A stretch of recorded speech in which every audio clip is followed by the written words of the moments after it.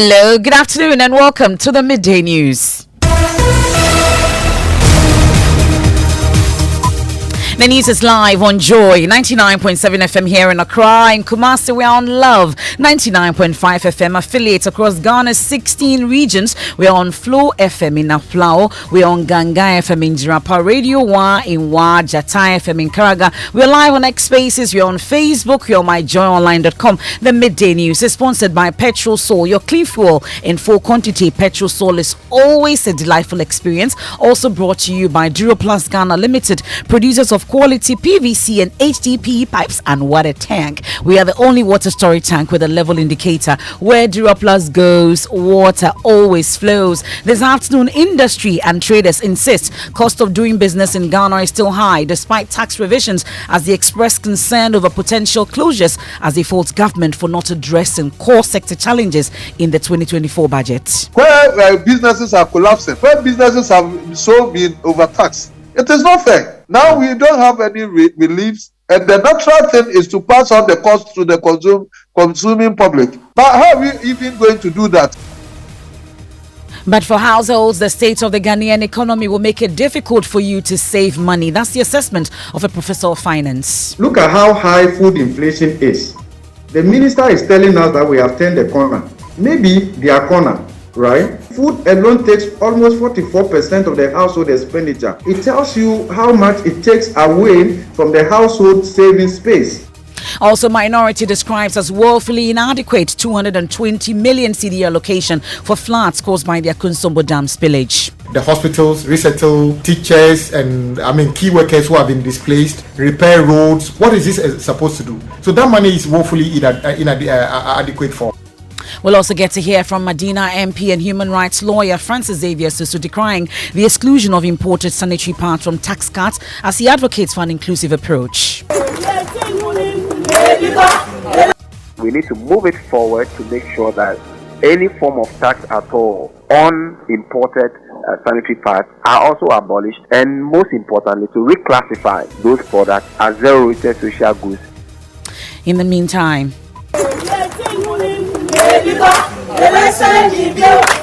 the Finance Ministry starts praise and worship for returning Finance Minister sparks controversy. Pro East MP calls it an affront to neutrality, calls for head of civil service resignation. We have details of that. We have Chamber of Petroleum Consumers also threatening legal action against NPA, alleging unacceptable manganese concentration in fuel damaging vehicles' engines in the country. Latest end of week, whatever needs to be done to ensure that no consumer is badly affected by any of these challenges is done. Otherwise, we'll be forced to sue the NPA next week. There's more as the NPA says it's taking the necessary steps with the Ghana Standards Authority to address the situation. We'll get to hear from the NPA on this. In sports, heartbreak for Ampem Dakwan ladies as they miss out on $400,000 in the CAF Women's Champions League. And a woman of sacrifice, devotion, humanity and resilience, words used to describe former First Lady Theresa Kufuor as hundreds gather at the forecourt of the State House for her funeral service. We wish we could have spent more time with you, but I thank God, we all thank God for the time we had. Thank you for loving us all despite our quirkinesses. That and more in this afternoon's edition of the Midday News. I am Emefa Apau, and this is your home of independent, fearless and credible journalism. Please do stay on for details.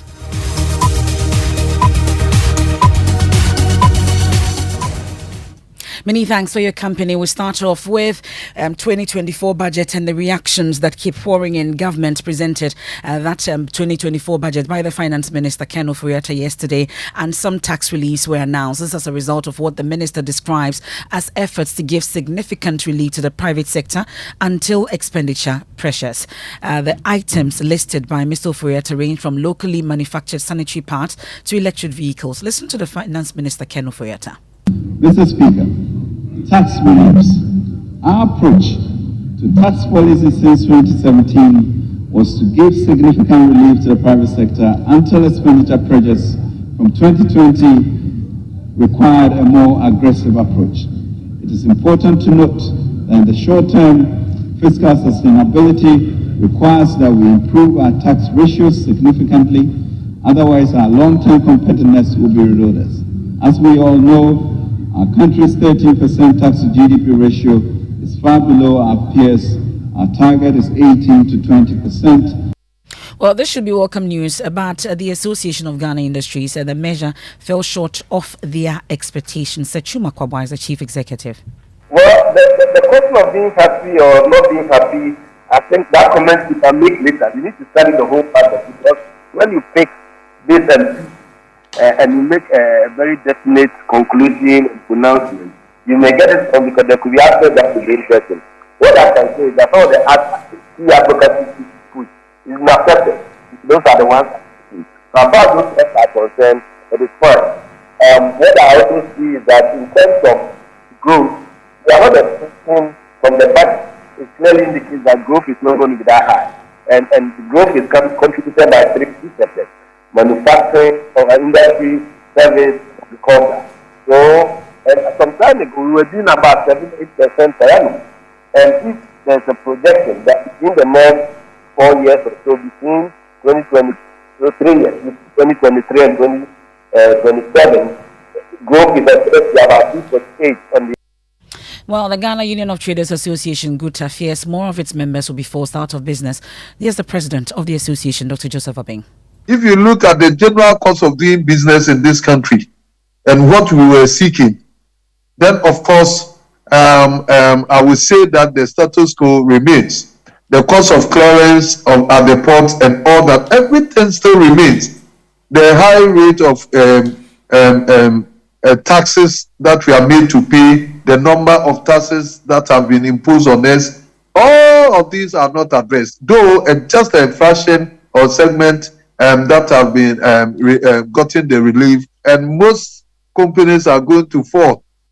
Joseph Obeng there is president of GUTA. Well, Professor of Finance with the University of Ghana Business School, Godfred Bokping, is warning more households will face difficult times as inflation stays high. Systematically, we have been weakening the competitiveness of Ghana's private sector. We are eroding saving space from households and private sector, and therefore, a time will come in the medium to the long term, in trying to recover, would have undermined the competitiveness of our private sector. And actually, that is where the worry should be. If you look at the level of taxes that we have accommodated over the years, it is very difficult for the average Ghanaian in the middle class. We are not talking about the mere mortals to save. Well, Minority Leader Dr. Kesalato forcing her serve notice his side will reject all tax measures the government is seeking to introduce in the budget. He spoke to Evans Mensah in a yet-to-be-aired interview. We in the NDC will not support this tax policy. What they have done today by introducing tax exemption, new taxes worth 11 billion Ghana cedis is insensitive. In fact, it's most cruel, and it shows that this government is out of touch with the realities of the people. I mean, it is already here. They are in parliament as we speak. In fact, they are before the finance committee and they are begging us to approve it. Well, despite the perhaps largely negative reaction to the 2024 budget, staff at the Finance Ministry entered into a praise and worship session to welcome the Finance Minister after he presented the budget in Parliament in a video that has gone viral.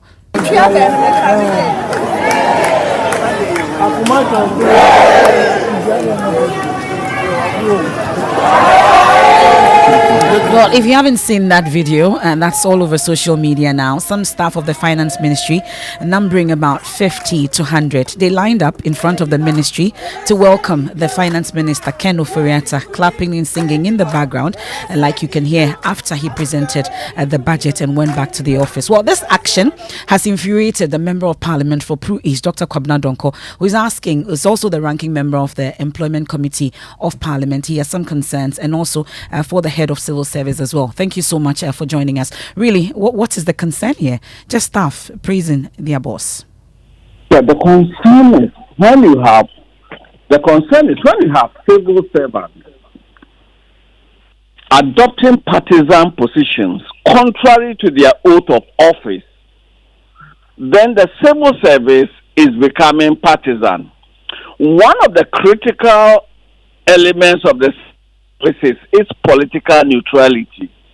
Indeed, every civil servant swears an oath, and encompassed in the oath is political neutrality.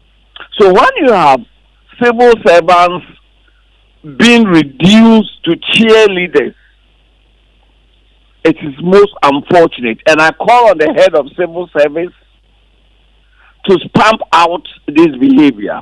The chief director of the Ministry of Finance must issue a stern warning to such civil servants.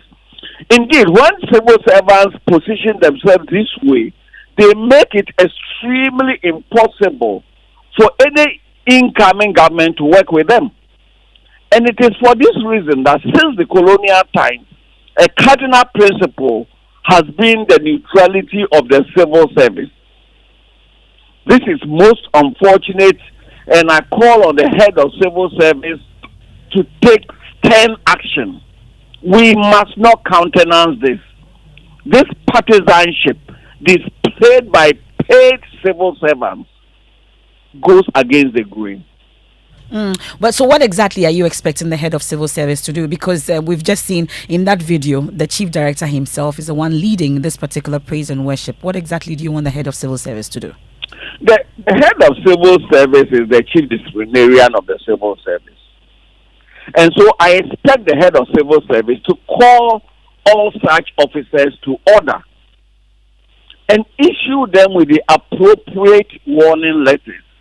Other than that, please, the people of Ghana should not hold any incoming government responsible if they decide that they can't work with this batch of civil servants. Well, that's Dr. Kwame Dadzie. We're grateful. That's a member of parliament for Pru East, Kwame Dadzie. They're raising concerns about that praise and worship session that heralded the entry of the finance minister after he presented the budget when he went back to his office. Well, the minority has also been describing as woefully inadequate the 220 million cedi allocation for floods caused by the Akonsombo Dam spillage and flooding elsewhere in other regions. Yes, Minority Chief Whip governs Kwame Dadzie. And some people who we have spoken to, we have the contributions we've done already. I can put a figure to it, about 15 million Ghana cedis. 220 million Ghana cedis. What is he supposed to do? Is he supposed to rebuild the schools, the hospitals, resettle teachers and key workers who have been displaced, repair roads? What is this supposed to do? So that money is woefully inadequate to do anything. If this is just for the relief part of the work, fine. But if it's supposed to be a part of reconstruction, rehabilitation, and compensation, then it's a drop in the ocean. I'm also seriously concerned that despite the fact that we have seen a lot of damage in places like Keta and Anglogan, and then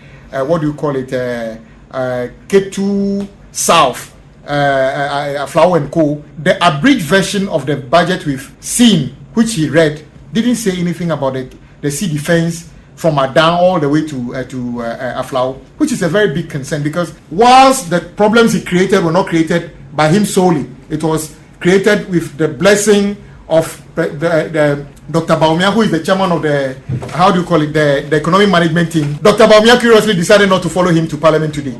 The governor of Bank of Ghana also decided not to follow him. They've left him to hang out and dry because.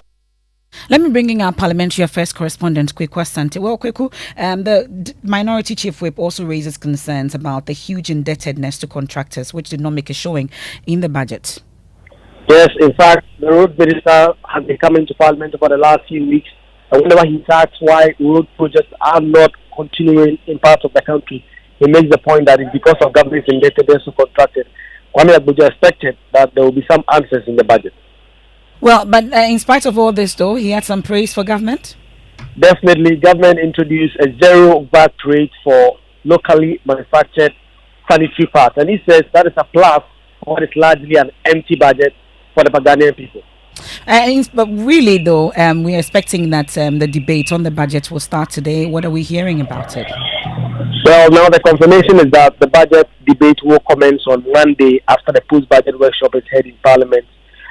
This weekend.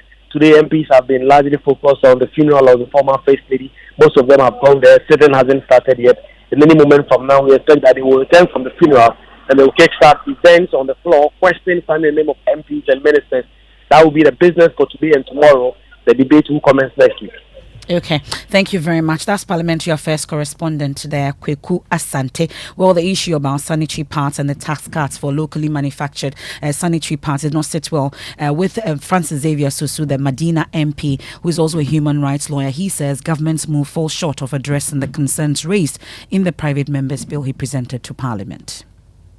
We're asking for two clear things. We're asking for taxes on the imported parts, as well as the reduction of taxes on locally manufactured sanitary parts and the provision of wash facilities. But we are excited that government has granted us this request, and we will not rest. We will continue to push, and we will hope that eventually we will not have any taxes on sanitary parts, whether imported or locally manufactured. So that's Archibald Adams, a member of the Ghana Civil Society platform on STG, his initial reaction to the announcement. Founder of the Kagas Foundation, Abigail Ijewa, also supports this call for equality. We don't really have a lot of companies that are into this sanitary towel manufacturing in Ghana. The ones we have if we are to stop importing sanitary towels, the ones we have currently can't serve every woman. So it's really good, but we're expecting the government for taking off the taxes completely from. Well, we can hear from the Medina MP now, who remains resolute in his commitment to advocating for the fulfillment of all his requests. Now, when you look at what government has done is to respond to two of these requests. That is, no customs duty and taxes on will be imposed on raw materials for the production for locally manufactured parts. And there would not be VAT on locally manufactured parts. So that definitely is a step in the right direction.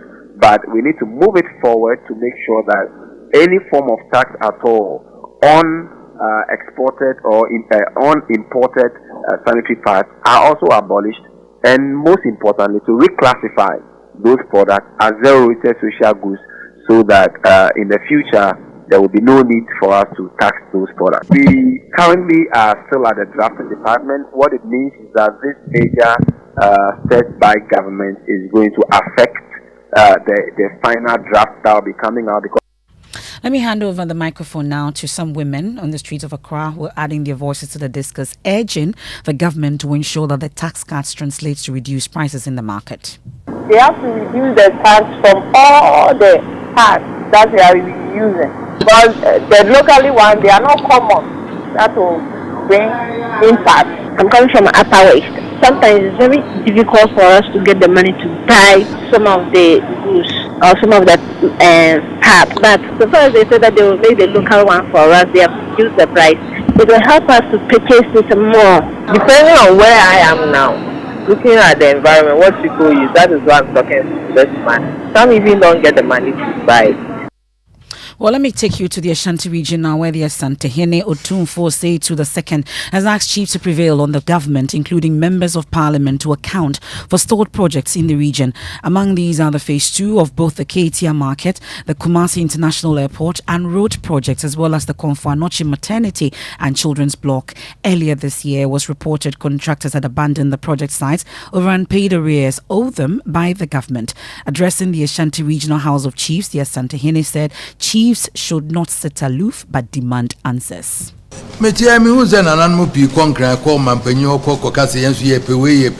Nananum, what are we also doing? I see a lot of chiefs going to the president for favors. Have we done the same for the airports and our roads? Let's ask ourselves.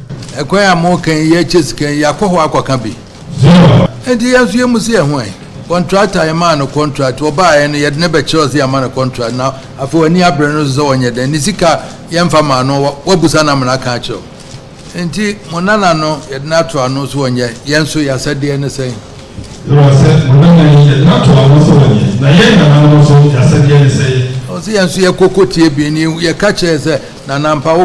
The regional minister has been appointed as caretaker, but what are we also doing as chiefs? We have to follow up to know what is delaying our projects.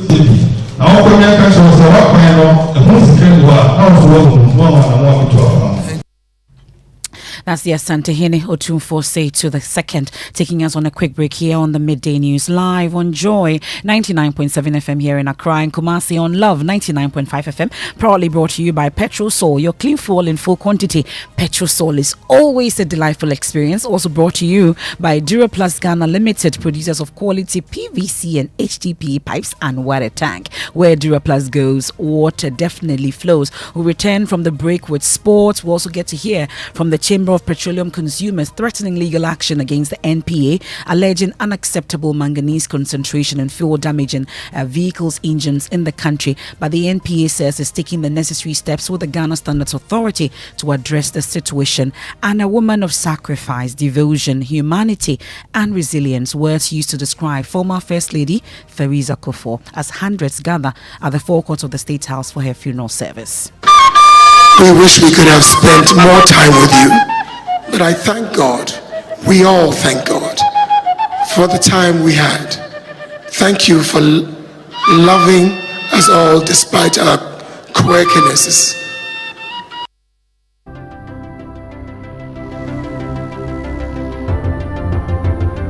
When budgets are tight and money difficult to come by, you want to be sure you get the best value for your money. These are not times to be spending money fixing expensive engine problems because of cheap fuel and lubricants. Drive to a Petrosol station today and buy your quality fuel and lubricants, and rest assured of fuel that lasts long and lubricants that prevent expensive engine problems. Hear the sound.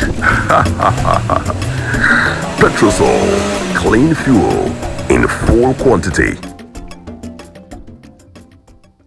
Chalet inside my car, dear drama. Wow! The movie lovers always get some story to share, and the Premier League lovers too, they like complain. Hey, VAR, ego over you. Hey, this one, dear, it's like you're talking about me.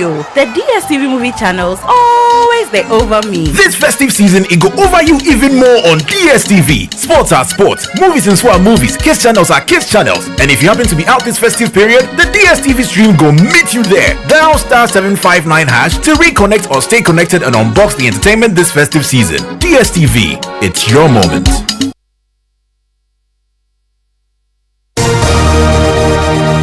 Thanks for staying with us. Let's do sports. Mubarak. Yeah, thank you very much, MF. Now, Mpimbrakwan ladies fell short of securing a spot in the final of the CAF Women's Champions League after losing 3-2 on penalties to Morocco's SC Casablanca.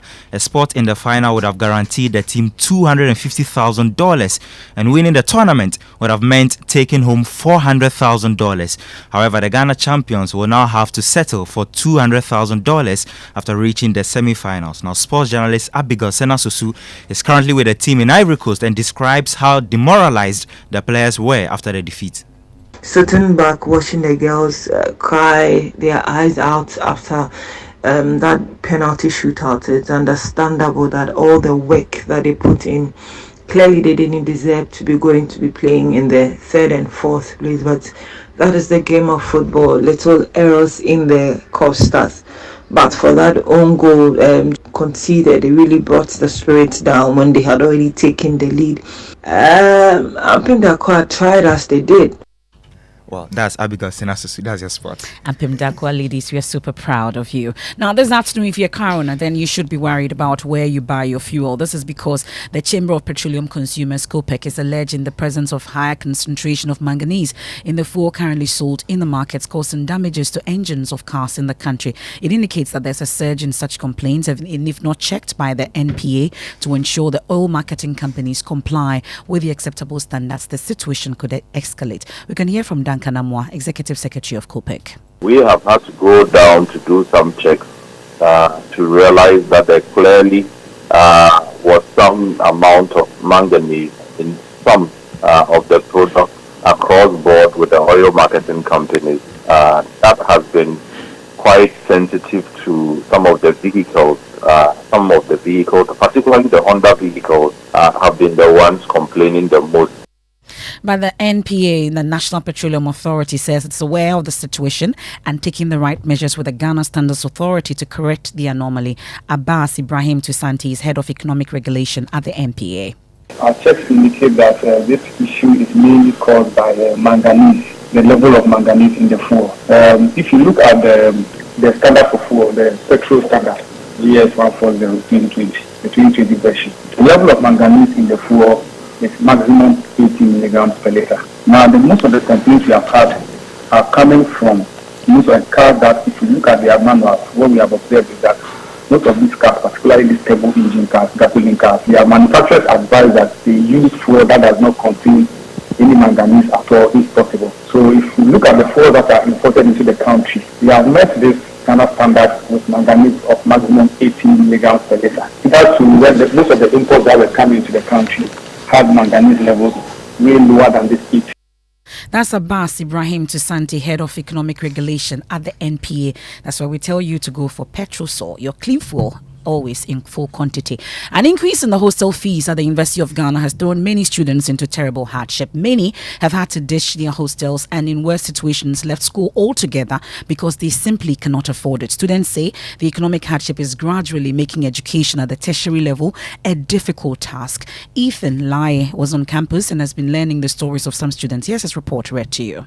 Now, I don't even pick taxi to Lexis again. Right now, I walk from Nelson Hall to my lecture halls. Stephen, a final year biochemistry student at the University of Ghana, shares how a 500 cedi increment in his hostel fees is making life a pain. According to him, they now have to borrow to augment his expenses. They didn't actually budget for that.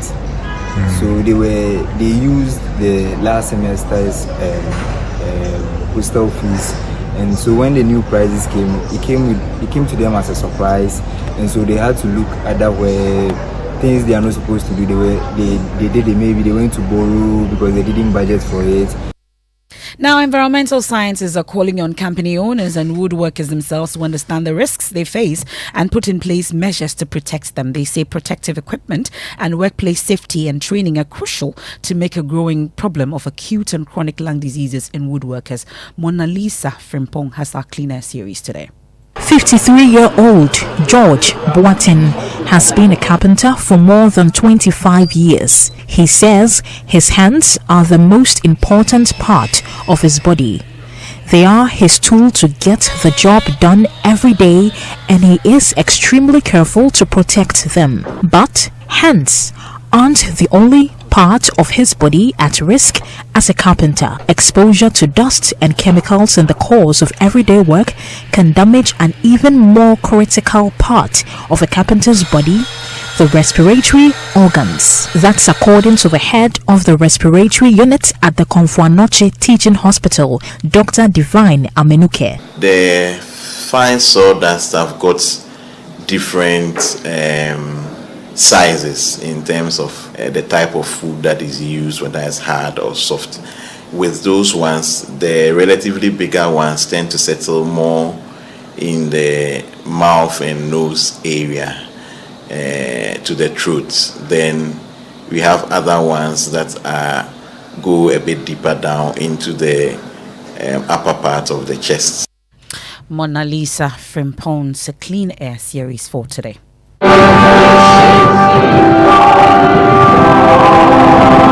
And former President of Ghana, John Agyekum Kufuor, says former First Lady and his wife, Theresa Kufuor, helped him to survive a 15-month jail time at the Usherford prison after an unexpected coup d'etat in 1972. The revelation is contained in his tribute read on his behalf at the forecourt of the State House, where a burial service is taking place for the former First Lady. He says Abba, as he affectionately called her, was a woman of sacrifice, devotion, humanity, and resilience. 54 of us, including cabinet ministers, junior ministers, and some members of parliament, would remain in jail for a minimum period of between 12 and 15 months each. Having initially endured incommunicado for almost 8 weeks, denial of any contact with family or the outside world at Usherford prison. This angel of a woman, to my amazement, would survive the ordeal of raising 5 children on her own. In my absence, Abba gave birth to our 5th and last child, Kofi.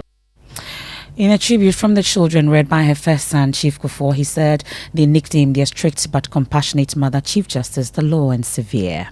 You fasted also. he was strict and had rules which were hard to follow sometimes. One of the earliest rules was that we couldn't claim ownership of things that we found in the house compound because it was your house. My colleague Maxwell Ababa is at the forecourt of the State House, joins us on the line with more. Maxwell, I know there are many high-profile persons at the funeral. Also, there was a tribute read by the First Lady. Tell us more. Yes, and many top dignitaries are here. The President is here with his wife. The Vice President is also here with his wife. Former President John Mahama, the Chief Justice, the Speaker of Parliament, members of Parliament, former President of the members of Parliament, members of the diplomatic corps, the clergy, traditional leaders, and more. I've been interacting with former President John Mahama, and he says that Ghana is poorer for the loss of Teresa Kufuor. The First Lady said Teresa Kufuor made a big impact during her tenure as the First Lady. She listed her advocacy for the implementation of UNESCO's free compulsory universal basic education program for kindergarten children in the year 2007, amongst many others. She endeared herself to many people and all who encountered her on a personal level through her humility, motherliness, and hospitality. She played an instrumental role during the administration of her husband. A noteworthy impact she made during her tenure as the First Lady was her advocacy for the implementation of UNESCO's free, compulsory, universal basic education program for kindergarten children in the year 2007. That's the First Lady reading the tribute on behalf of the state there at the funeral. That's currently burial service currently underway at the forecourt of the State House, also live on myjoyonline.com. Remember, the burial ceremony, the funeral rites, and the Thanksgiving service will happen in Kumasi in the Ashanti region over the weekend. May his soul continue to rest peacefully in the bosom of the Almighty. And that's how we end today's edition of the Midday News here on Joy 99.7 FM. There's definitely more when you log on to myjoyonline.com. I am Emefa Apau. We have Living Word with Pastor Mental Table.